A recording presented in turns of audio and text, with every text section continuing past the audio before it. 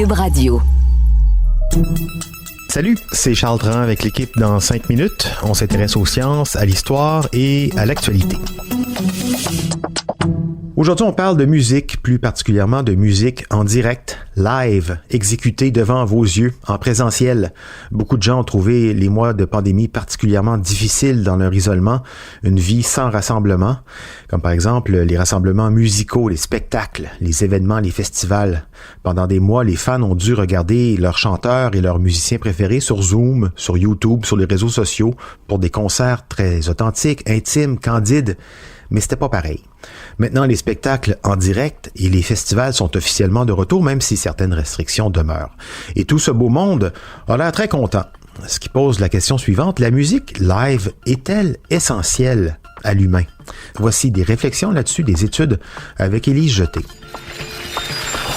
Il y a scientifiquement quelque chose de magique à voir de la musique alors qu'on est entouré d'autres personnes. Certains habitués des événements musicaux d'envergure ont déclaré avoir été tellement émus par leur premier concert en présentiel après des mois à vivre dans le virtuel qu'ils ont pleuré de joie. Grande mélomane, j'ai pour ma part été parcourue de grands frissons d'émotion lors de tous les concerts que j'ai vus en vrai en 2021. La carence avait été réelle.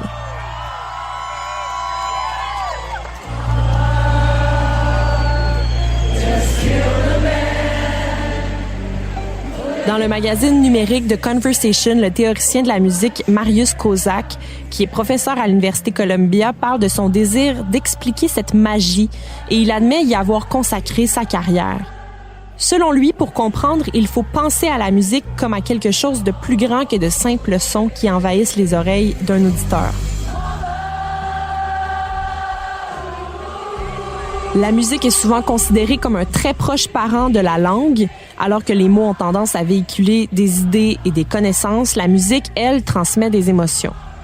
Les artistes interprètent, les auditeurs décodent les messages musicaux en fonction de leurs propres habitudes d'écoute et ils interprètent les émotions que les artistes espèrent communiquer.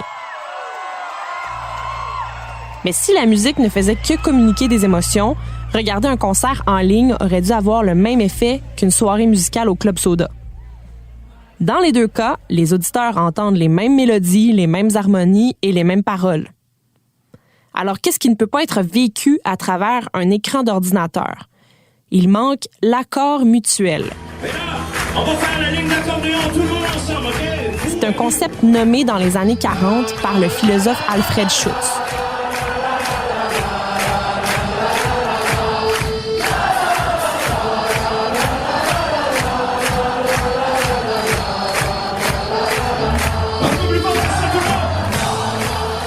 Le pianiste et professeur à Harvard, Vijay Iyer, a décrit un concept semblable plus récemment.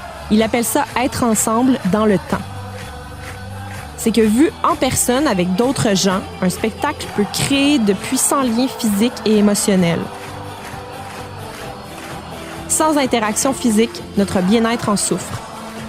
Dans son livre « Enacting Musical Time », Marius Kozak explique que le temps provoque une certaine sensation et possède une certaine texture qui va au-delà du simple fait qu'il passe.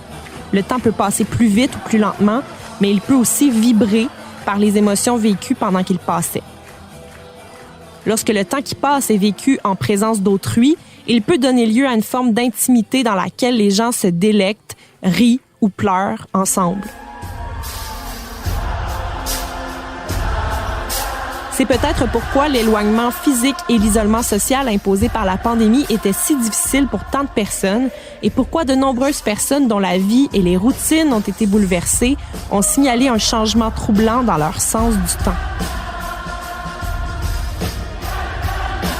Quand on est en proximité physique avec d'autres, notre accord mutuel fabrique des rythmes corporels qui nous font nous sentir bien et nous donnent un plus grand sentiment d'appartenance. Une étude a révélé que les bébés qui bougent la tête sur de la musique pour se synchroniser avec un adulte ont tendance à éprouver un sentiment d'altruisme accru envers cette personne. Une autre étude a montré que les personnes qui sont des amis proches ont tendance à synchroniser leurs mouvements lorsqu'elles parlent ou marchent ensemble. La musique n'est pas nécessaire pour que cette synchronisation existe, mais les rythmes facilitent la synchronisation en lui donnant une forme, un tempo. La musique encourage les gens à faire des mouvements et des gestes spécifiques pendant qu'ils dansent ou applaudissent. Lors d'un concert, on peut voir et sentir d'autres corps autour de nous et ça change donc toute notre expérience. C'est vrai, même quand le mouvement en tant que tel est restreint, comme dans un concert classique, le fait de sentir la présence des autres a quand même un impact. Les fluctuations d'énergie dans la salle font en sorte que les gens s'accordent les uns aux autres. Plusieurs autres pratiques qui n'ont rien de musical mais qui possèdent un aspect rassembleur similaire, des rituels sacrés ou des danses par exemple, provoquent le même genre d'accord essentiel entre les gens. Les humains ne sont pas faits pour être seuls et la musique fait partie des choses qui les rassemblent.